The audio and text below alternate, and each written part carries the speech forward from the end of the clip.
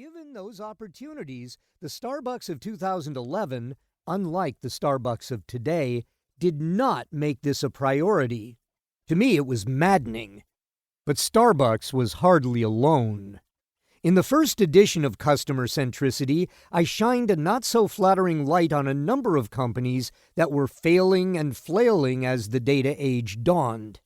Two notable examples were Starbucks and Nordstrom, though there were many others. I examined the perils of product-centric thinking and how too many companies were falling into a product-focused trap. I explored the new and emerging strategies that some early adopters of customer-centric thought, such as the Harrah's casino chain and Tesco grocery stores in the UK, were beginning to put to use with great success, at least at that time.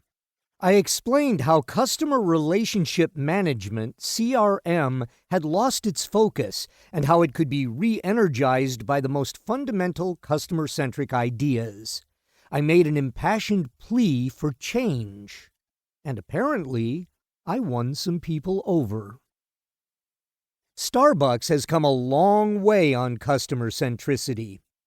Not long after the book was first published, I got a phone call from Amy Johnson, who at the time oversaw the loyalty program at Starbucks. I didn't know it at the time, but Amy was not calling to praise my work. Instead, she was on a mission assigned by a senior executive to educate this renegade Wharton professor to stop being so critical of the company. I couldn't tell this from the initial call. Amy didn't explicitly tell me about this assignment until years later, but she asked a lot of interesting questions about my radical ideas and how they may or may not apply to Starbucks. After several follow-up calls, she realized that my ideas were, in fact, nicely aligned with the bold transformation that Starbucks had started to undergo.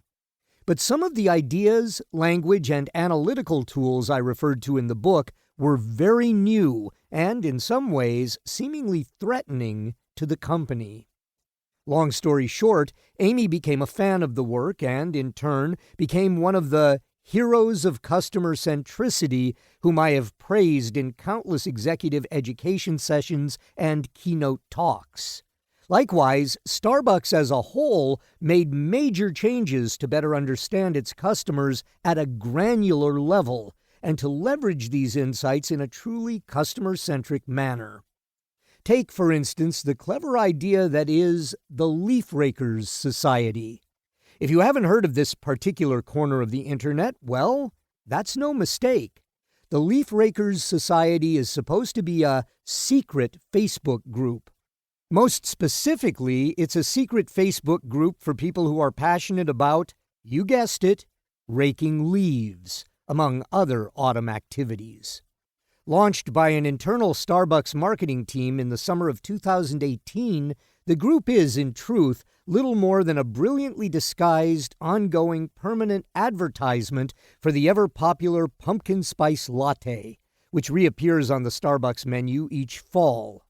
Described as a site for people who are year-round scarf wearers with a goal of helping autumn arrive earlier in the calendar year, the Leaf Rakers Society has evolved into a truly organic online community.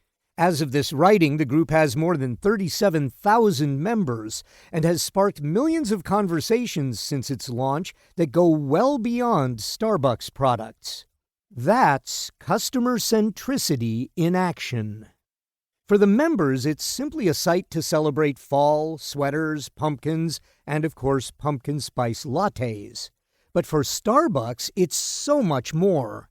It's a window into its customers' hearts and minds. It offers not just usable data about those customers. Facebook, as we know, for better and worse, is a treasure trove of personal data, but also, and perhaps more importantly, some perspective about how and why a group of people who are passionate about, of all things, a season, are also passionate about pumpkin spice lattes. From a marketing perspective, it's a masterstroke. And as somebody who came down somewhat hard on Starbucks in the initial publication of this work, I have to tip my cap here and say, well done, Starbucks. Well done. You've come a long way.